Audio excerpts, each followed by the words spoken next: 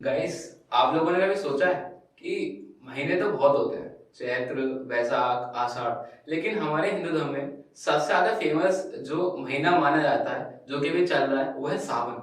आपने गाने भी सुने होंगे तो ये सुने होंगे कि मौसम बरसा दिनों की सावन आया है। तो पता नहीं, आदमी कितना फेमस है ऐसा महीना, सावन। दोस्तों, और इसी सावन के महत्व के बारे में आप जानेंगे आपके podcast out of syllabus syllabus में। में।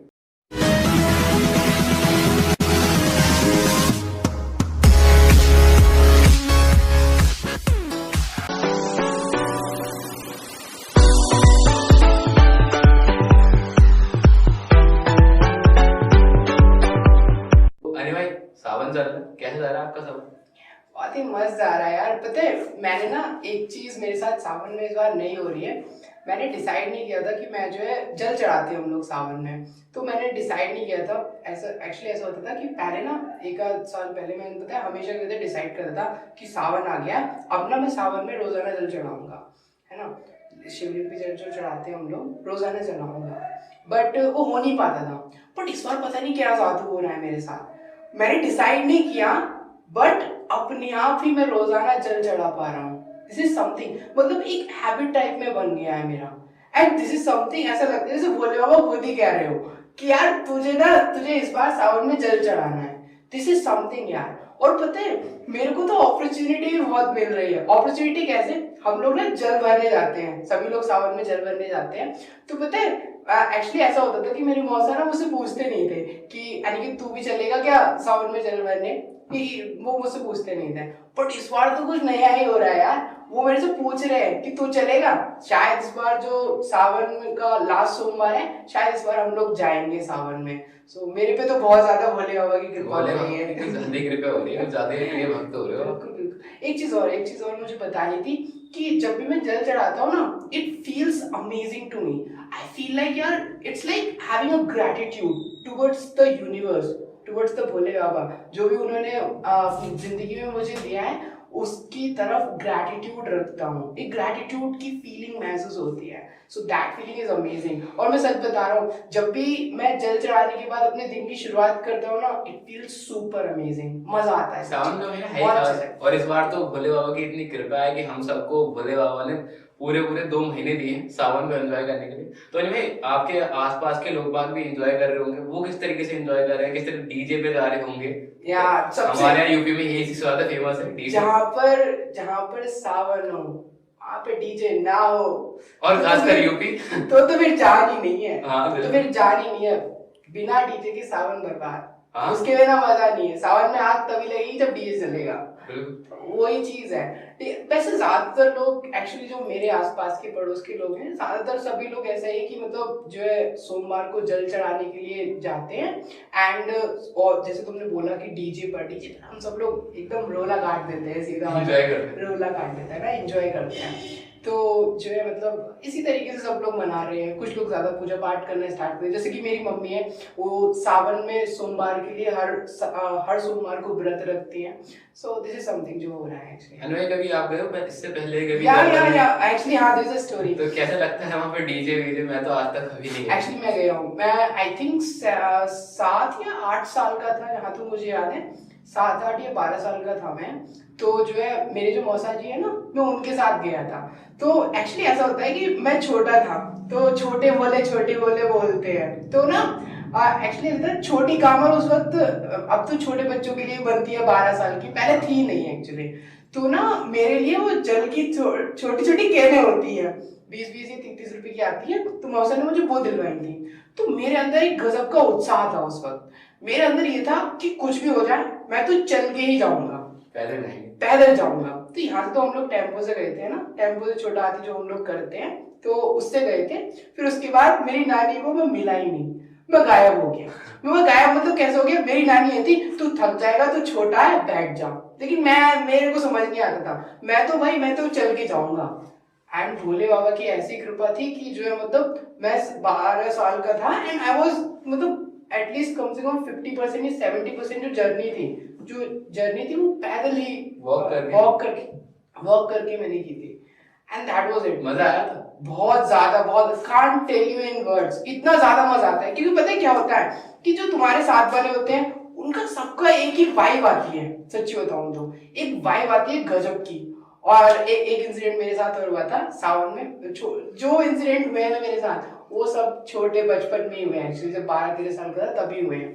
तो ना एक बार ऐसा हुआ था कि भंडारा हो रहा था, तो मैंने बताया क्या किया, मैंने भांग पी ली थी। और भांग पीने के बाद कम से कम आई थिंक जो है दोपहर में भांग पी थी और रात को उठा था मैं सोकर। तो ये भांग वाला सीन भी बहुत ज्यादा होता है सावन में। अरे आप कह रहे हो कि आपने 50% 60% आप पैदल चलकर आए या पैदल तो चलकर आए थे। हम जब भी भोलों से बात करते हैं तो वो कहते हैं कि हाँ दर्द तो हो रहा था लेकिन मजे बहुत आ रहे थे। मजे तो बहुत सच में पैरों में दर्द होता है कि हमारे यहाँ से कम 60 से 70 किलोमीटर दूर है, काफी दूर है। अगर हम नॉर्मली जाएंगे तो बहुत दर्द होगा। तो सावन में क्या ऐसी बारिश होती है, फीलिंग्स होती है कि कम दर्द होता है, ऐसे क्या होता है? एक्चुअली ऐसा नहीं होता कि दर्द नहीं होता है, आपको ना दर्द होना महसूस नहीं होता, दर्द ना महसूस नहीं होता है। एक्चुअली ऐसा होता है जब आप आ जाते हो, जल चढ़ाते हो, उसके बाद तुम्हारे पैर टूटने लगते हैं। अच्छा। तब तुम्हें दर्द महसूस होता है। क्योंकि ऐसा हो रहा होता है कि भंडारे हो रहे होते हैं तो खा रहे होते हैं, म्यूजिक चल रहा है तो पता नहीं चलता। और ऊपर से सब लोग ये कहते हैं, मतलब वो जयकारे लगाते हैं ना, हर हर महादेव की जयकारे लगाते हैं, तो बड़ा मतलब ऐसा होता है कि दर्द तो हो रहा होता है पर महसूस नहीं होता।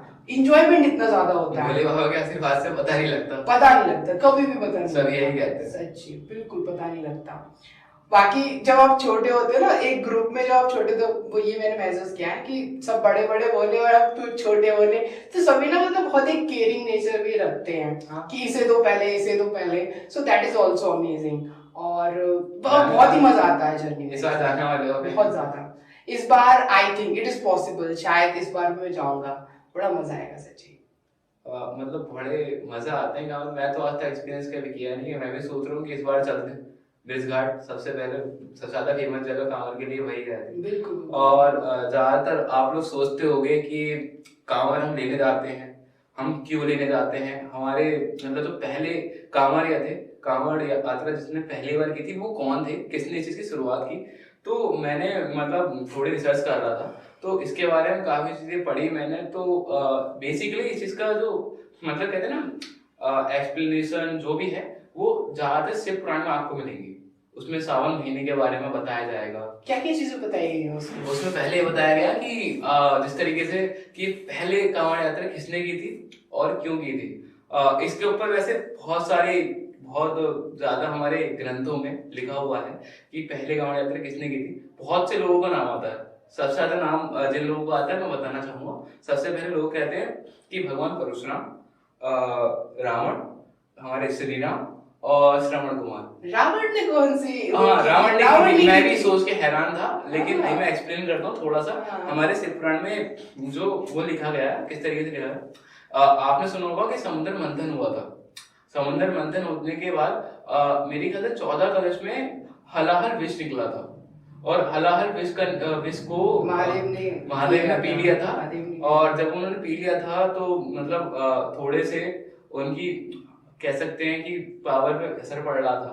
तो इसी को देखते हुए रावण ने गंगा का जल लिया और पूजा स्टार्ट करी, यज्ञ किया और शिवलिंग को चढ़ाया। तब से मानते हैं कि शिवलिंग को गंगा जल चढ़ाया जाता है। और कांवर के मतलब यही बोला जाता है कि कांवड़ यात्रा पहली बार रावण ने की थी, जो कि ये तो नदी का नाम मुझे याद नहीं, शायद गंगा से की थी, कहाँ से की थी ये नहीं पता। और परशुराम जी की ये कहानी कि कहा जाता है यही शायद ऐसा था कि रावण, और ये जो भी हुआ था ना, ये जो भी उन्होंने विष पिया था और रावण ने जल चढ़ाया था, ये सावन के महीने में हुआ था सब कुछ, इसलिए सावन का महीना ज्यादा फेमस है। एंड आई थिंक एक चीज और थी ना कि रावण जो है बहुत बड़ा शिव भक्त भी था, बहुत बड़ा, सबसे बड़ा बोलते भी हैं सबसे बड़ा। हाँ। और उनको क्या कहते हैं, कह सकते हैं कि कठिनाई में या फिर ऐसी हालत में रावण नहीं देख पाया, इसलिए अपने जिनको गुरु मानता है उनको मुक्त करने के लिए उसने गंगा जल चढ़ाया था।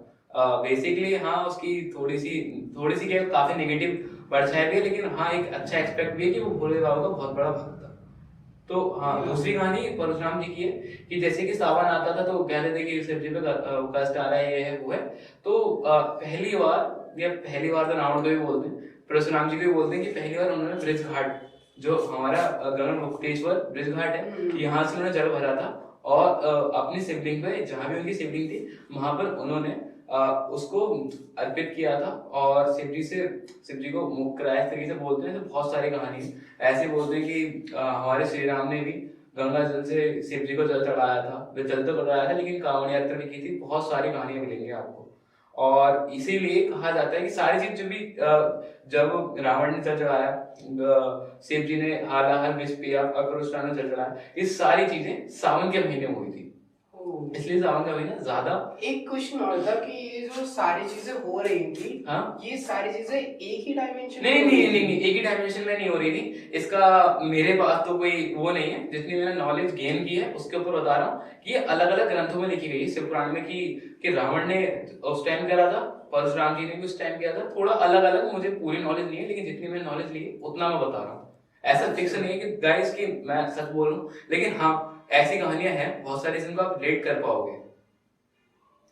और बहुत सारे इसलिए क्या कहते हैं, हम सावन में जल इसलिए चढ़ाते हैं कि हमारे भोले बाबा पे जो कष्ट है वो उनसे उतरे और वो हमसे ज्यादा प्रसन्न हो।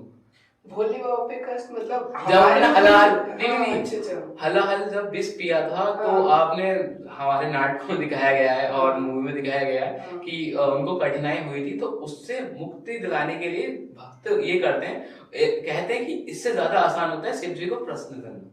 इसलिए हर सावन में हर भक्त भोले बाबा को जल चढ़ाता है। मतलब जो उन्होंने विष यहाँ जो उनके कंठ में था, तो मतलब अगर हम जल चढ़ाते हैं तो उससे मतलब जो उन्हें कष्ट हो रहा होता है भोले बाबा को, तो वो कम हो जाता है क्या, या इसका मतलब ये है क्या?